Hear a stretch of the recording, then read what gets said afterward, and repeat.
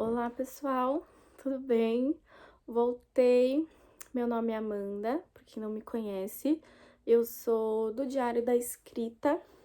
Esse é o meu segundo vídeo no canal, então, se você gostar das indicações, se você gostar de mim, do meu jeito de falar, do meu jeito de ser, se inscreve aqui no canal, porque me ajuda bastante na divulgação do vídeo. E como vocês podem ver, acabei de chegar do trabalho com as minhas adoráveis crianças e já sentei aqui para gravar esse vídeo sem maquiagem, sem nada, porque o intuito realmente é compartilhar coisas como se fôssemos próximos. Então, edição não tem, porque ainda não sei fazer, mas é sobre isso. E até por isso tento não me alongar muito nos assuntos, né? E o tema que eu quis trazer hoje são indicações literárias de escritoras mulheres, né? De autoras.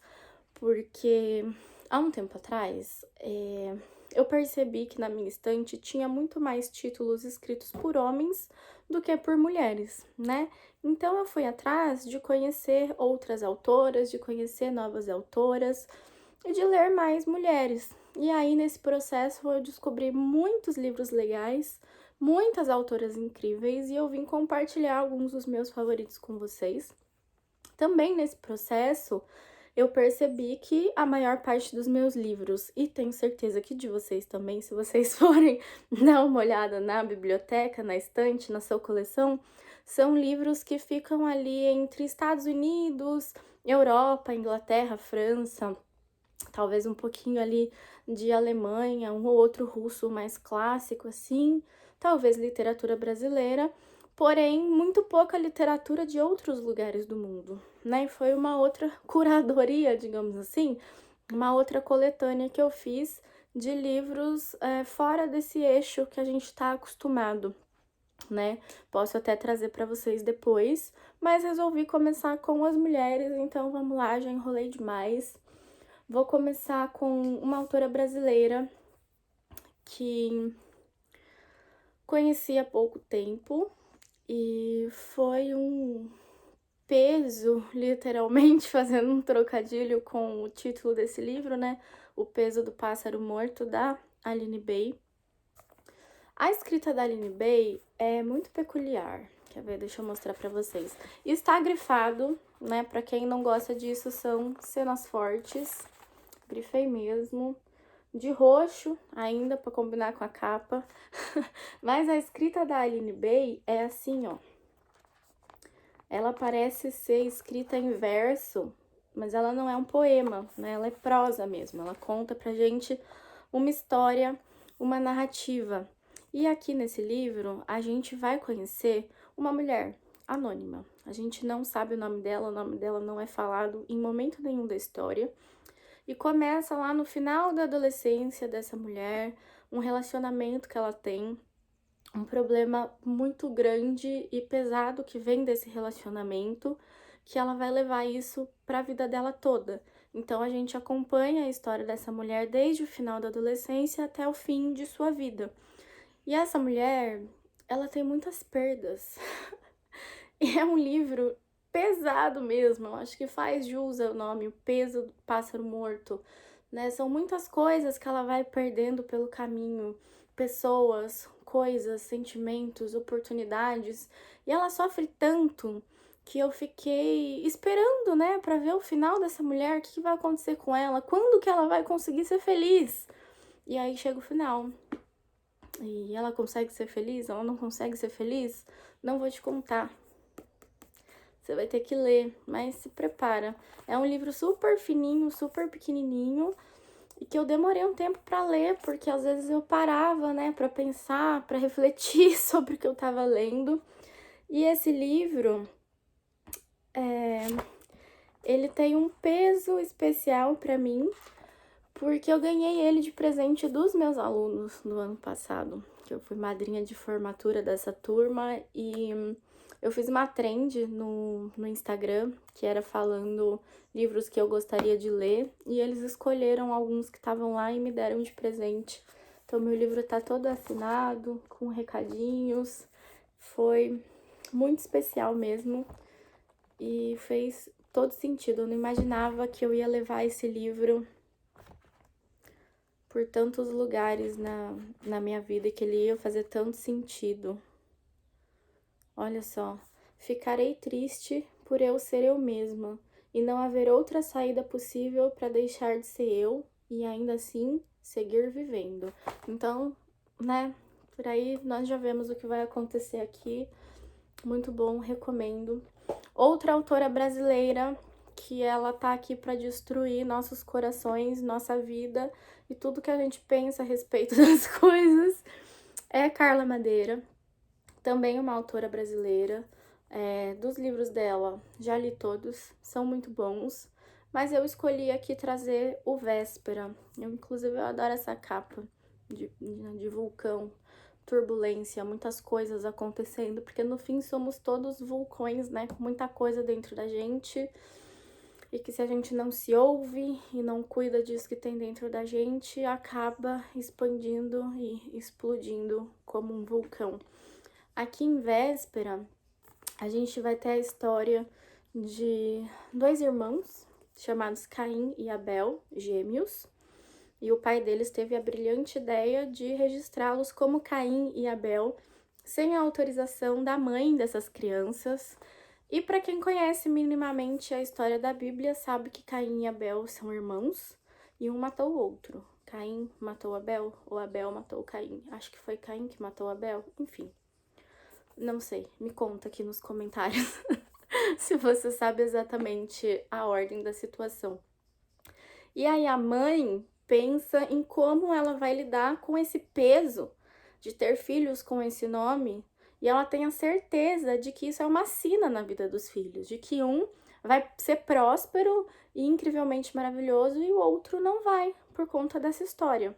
Né? Aqui até a gente tem um colégio religioso, a gente tem bastante crença envolvida nesse livro. E além desses dois irmãos, nós temos duas melhores amigas que vão ter relacionamentos com esses irmãos, né? E como é que o livro começa?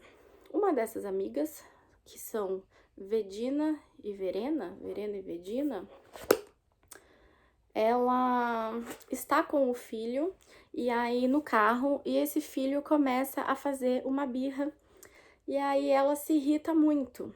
Só que a gente percebe, né, depois, ao longo da leitura dessa história, que ela não tá irritada especificamente com o filho, mas de muitas situações da vida dela que vem deixando desgostosa, cansada, irritada. É o vulcão que eu acabei de falar, que, né, vai acumulando, acumulando, acumulando, e uma hora explode, né? E aí, acompanhando a história dessa mulher, a gente entende o motivo.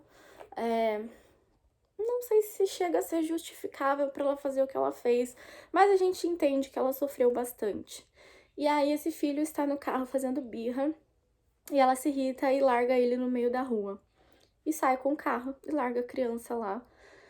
E antes de chegar na esquina, ela se arrepende, mas é uma rua de mão única, então para chegar naquele ponto de novo, ela tinha que dar a volta no quarteirão para poder pegar a criança de volta. E nesse processo desses minutos de dar a volta no quarteirão, o filho dela não está mais lá, né? Ele desapareceu. E aí a gente tem essa saga aqui no livro dessa mãe correndo atrás desse filho, tentando achar esse filho. Ela achou? Não vou te contar. Tem final? Tem final. Não é final aberto. A gente sabe o que acontece com a mãe, com o pai, com o irmão, com a tia, com a família, com o menino. A gente sabe o que acontece com todo mundo. E a escrita da Carla Madeira, ela é muito crua também, sabe? Assim, ela traz umas porradas assim na nossa cara que a gente fica pensando, putz, meu Deus do céu.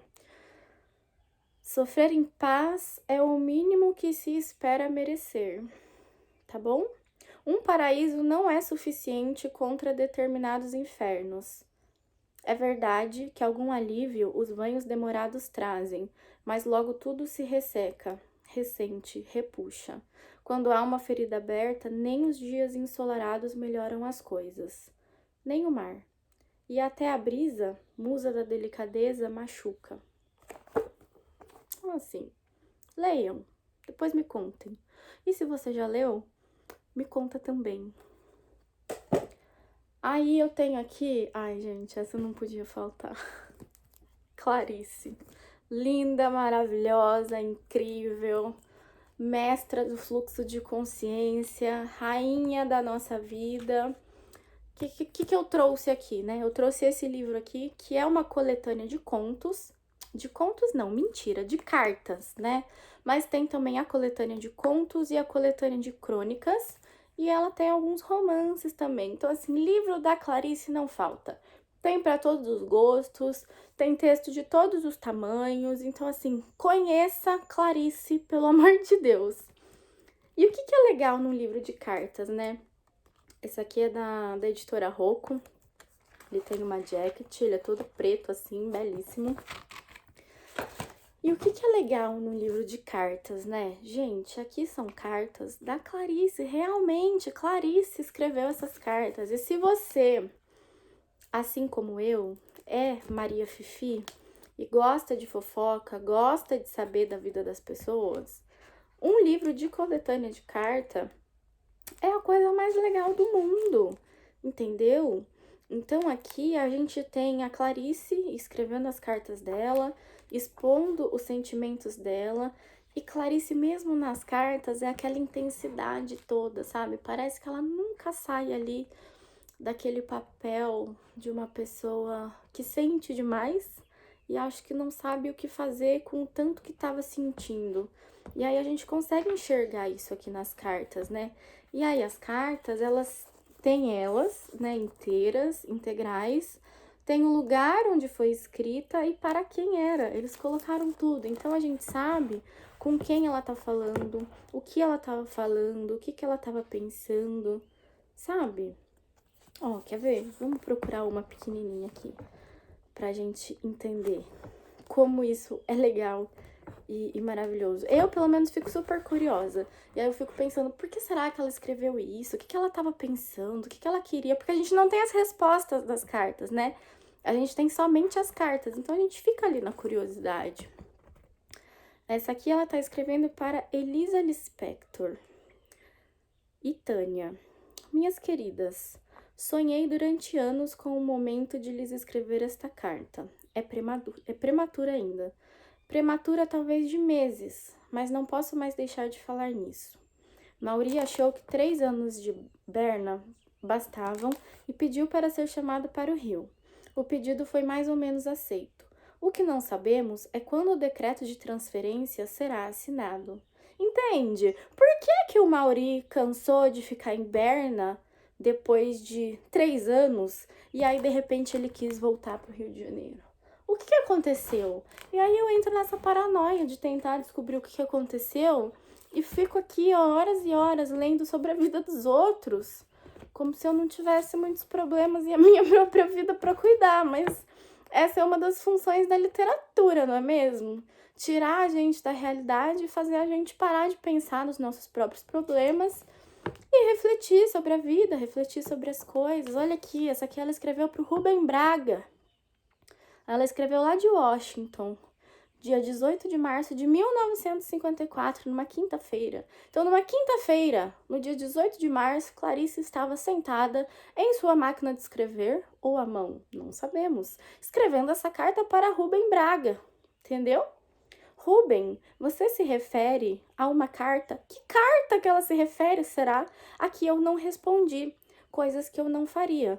Tal é o gosto de receber carta sua, muito diferente de mim, que recebo mensagens de WhatsApp e não respondo. Porque eu sou uma péssima amiga? Não, porque eu tenho crise de ansiedade. E o WhatsApp me dá crise de ansiedade. E aí, eu leio, e aí ou eu respondo muito rápido, ou eu respondo na minha cabeça e esqueço de responder. É uma coisa que eu preciso mudar em mim, né? Bom, enfim, vamos lá. E ela tá falando aqui que não é que ela não respondeu, é que ela não recebeu a carta, né, do Rubem Braga, e vai explicar aqui o motivo e contar como tá a vida dela lá em Washington. Então, assim, é muito legal. É imenso, mas as cartas são curtas, dá pra ler uma carta por dia, uma carta de vez em quando, enfim. Essa coletânea da Rocco, de 3 livros, é muito bonita. Depois, uma coisa mais levinha, vai? Pra você que quer realmente se distrair e se divertir e não pensar muito em nada. Ela, né? Agatha Christie. Foto de capa. A rainha do crime, né? Da investigação, das histórias de detetive. E aí eu trouxe aqui para ilustrar 2 que eu já li que eu gostei muito. Esse é o Assassinato no Expresso Oriente, que tem filme e o filme tá muito bom, de verdade. Esse aqui eu não descobri o final. E se você descobriu, me conta, porque eu acho que a maior parte das pessoas não vai descobrir. Porque isso aqui, você fica procurando uma pessoa. Olha os passarinhos. Você fica procurando uma pessoa, talvez 2, aí depois não era. A pessoa que você tava achando que era, morreu. E aí você fica, putz, quem que é então? Enfim, caso de Poirot, fale como preferir, não é mesmo? E então aqui a gente tem um crime que acontece dentro desse trem do Expresso do Oriente. E assim, é muito interessante, porque as personagens, elas são muito estereotipadas, sabe? Muito específicas. Tem a pessoa rica, tem o viajante que tá perdido, tem o Poirot que quer só ir de um lugar para outro na tranquilidade, ele não tava esperando resolver um crime naquele momento. E aí você fica pensando aonde que todas essas pessoas vão estar ligadas, sabe? E aí de repente acontece. E chega ali o momento que mostra a ligação de todas elas. E eu fiquei tipo, nossa, uau, muito bem. Olha só, é perto da meia-noite quando a neve acumulada sobre os trilhos interrompe a jornada do Expresso Oriente, o mais luxuoso trem de passageiros do mundo que liga a Ásia à Europa. A bordo, milionários, aristocratas, empregados e um assassino. Porém, no mesmo comboio encontra-se ninguém menos que Hercule Poirot. Caberá ao meticuloso detetive investigar os passageiros e descobrir quem é o ousado criminoso. Então, assim, é muito legal. Eu adoro quando a gente tá no clima de neve, tempestade, luzes que se apagam e fica tudo escuro e coisas que vão acontecendo. Enfim, é muito bom. É bem curtinho. Tenho essa edição aqui da LPM, mas existem outras. E a leitura é muito fluida, é muito rápida, porque é muito simples, realmente. Por mais que seja um livro antigo, ele não tem uma linguagem difícil ou rebuscada. Agora, esse aqui, cara, esse aqui é muito legal. A história se passa, Morte nas Nuvens, porque ela se passa realmente nas nuvens. Ela se passa dentro de um avião, onde uma agiota é morta dentro do avião. E a arma do crime é uma zarabatana. Sabe zarabatana? Aquele negócio assim, ó, fininho, que parece uma flauta, que você assopra e solta um dardo. É isso, uma zarabatana. Envenenada com veneno da vespa mais venenosa do mundo. E esta mulher morre lá dentro. E quem tá no avião, que não deveria estar lá, mas foi parar lá por algum motivo? Poirot. Claro, óbvio. E aí ele tem que tentar descobrir da onde veio essa zarabatana, da onde veio essa vespa, que ela é muito específica de um lugar, o que essa mulher estava fazendo no avião, por que é que ela era uma agiota e por que é que alguém quis matá-la. Era alguém que estava dentro do avião? Foi um crime mandado? Foi um crime encomendado? Leia. Essa minha edição também é da LPM, mas essa não é pocket. Essa é a edição tamanho normal. Olha lá. Durante um voo de Paris a Londres, Madame Gisele, uma agiota, morre subitamente. A arma do crime não poderia ser mais absurda. Um dardo envenenado cravado no pescoço da vítima. Mas quem conseguiria utilizar uma zarabatana dentro de um avião sem ser visto por ninguém? Fica o questionamento, não é mesmo? O que mais que eu tenho aqui? Lídia Fagundes Telles. Outra autora brasileira, fenomenal, maravilhosa. E esse livro, especificamente, mostra como esta mulher é corajosa. Inclusive, era amiga de Clarice Lispector. Migas, né? Migas best-sellers brasileiras. As meninas. Aí você vê aqui, ó, uma capa toda fofinha. Cheia de florzinha, toda cor de rosa. Fofa demais. Não. Esse livro foi escrito no período da ditadura militar. Eu não sei se vocês sabem, imagino que sim, no período de ditadura militar existia um filtro, né, para publicações, por causa da censura, né? Você não podia falar coisas contra o governo. Lígia escreveu esse livro e foi muito corajosa, porque assim, o filtro ali da ditadura não tava muito bom, porque esse livro passou, entendeu? Esse livro ele começa de uma maneira um pouco enrolada, rebuscada, que demora bastante para você entender o que tá acontecendo, porque é um fluxo de pensamento de 3 amigas. E a Lígia, ela vai fluindo esse pensamento de uma amiga para outra, que demora pra gente pegar a vibe e entender qual amiga que tá falando em qual momento, certo? Então, quem começou a ler isso daqui, provavelmente pensou, o que que é isso, gente? Uma história de mocinhas num pensionato que tem freira, que tem a outra que quer ser freira, a outra que vai pra faculdade. Tem nada demais aqui, é um romance, água com açúcar, de mocinhas que estão se descobrindo enquanto mocinhas. Não. Aqui dentro, mais pra frente, depois que você consegue passar pelo processo do início, eu achei realmente o início desse livro um pouco complicado, um pouco complexo mesmo. A gente tem cenas descritas minuciosamente sobre a ditadura militar. A gente tem cenas explícitas de torturas que aconteceram dentro de prisões. Então, assim, pensa, se isso aqui tivesse sido pego num desses filtros, o que teria acontecido com esta mulher chamada Lígia Fagundes Telles, não é mesmo? Então, assim, se você gosta de história, se você tem curiosidade sobre esse período, né, de saber como acontecia, ou por que acontecia, ou pelo que as pessoas estavam lutando, o que as pessoas estavam querendo, é uma boa maneira, uma boa pedida. Muito bom. Ó, São Paulo, 1973, num pensionato de freiras progressistas, 3 jovens universitárias começam a vida adulta num país sufocado pela repressão política e num mundo conturbado pelas transformações sociais e morais.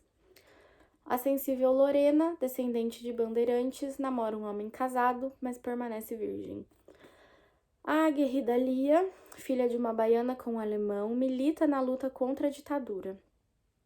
E Ana Clara, atriz loucada, é a mais doidinha de todas, oscila entre o desejo de ascensão social, com um casamento burguês e um paraíso artificial de drogas. Então, assim, aqui a gente vai falar sobre muitos assuntos que são muito relevantes até hoje para a juventude, principalmente, e para nossa formação quanto pessoa, sabe?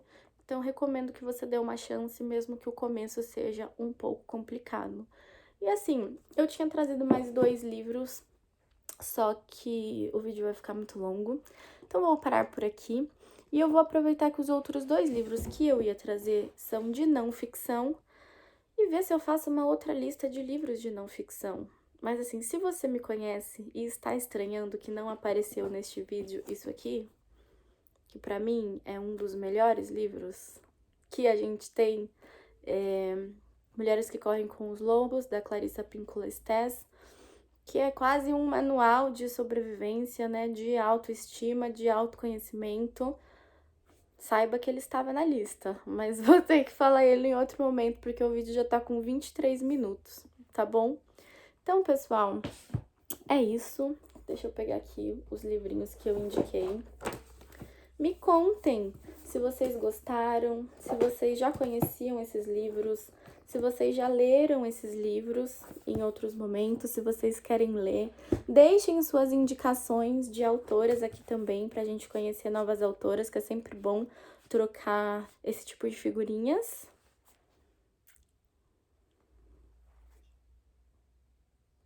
Se inscreve no canal, deixa aqui um comentário, um joinha. Se você me conheceu agora, me segue lá no Instagram também, Diário da Escrita, que eu tô sempre falando sobre literatura, sobre como é a minha vida de professora com os meus alunos, e falo muito de tarô também, porque sou taróloga, faço tarô terapêutico, além de ser professora, certo? Então, até o próximo vídeo, não esquece de deixar o joinha, não esquece de se inscrever, e beijinhos!